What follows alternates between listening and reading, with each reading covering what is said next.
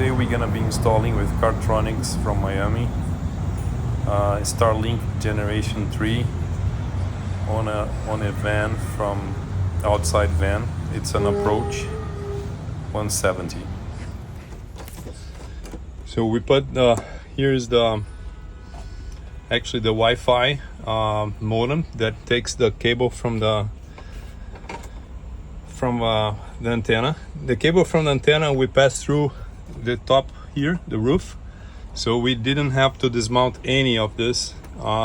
We didn't touch any of the electronics of the van or the cabinets of the van, so everything was done through the front cabin, which makes more sense. So here's the modem, then a cable is going inside here, and then the cable is running under this table here and is gonna be connected to the outlet here.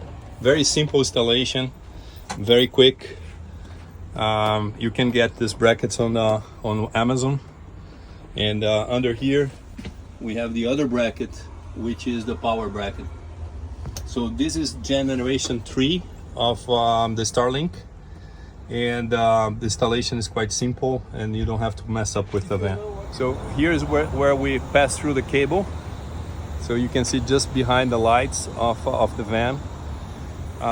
This is a marine grade seal for the hole. We made a very small hole, and we're still gonna seal with around this with some silicone just to make sure that no water penetrates that. But very simple installation, just a hole. The hole goes through, as I said here, the ceiling. So you have to remove this part, but at least you're not touching anything on the van. On the top of the van, we'll put this support for the antenna. Support is basically three pieces: the bases, the tube, and the support for the antenna. And you can get it on Amazon. We fixed the support on a piece of aluminum that was painted, and this aluminum piece will install on the top of the rack of the van. Very simple solution, but very efficient one. We paint with this. Here's the result. So you can see the antenna fully installed on the top. We had some rain, so the water you see is from the rain. The aluminum part, fix it to the rack of the van. We also left some extra cable on the top, just in case you need to move the antenna somewhere else.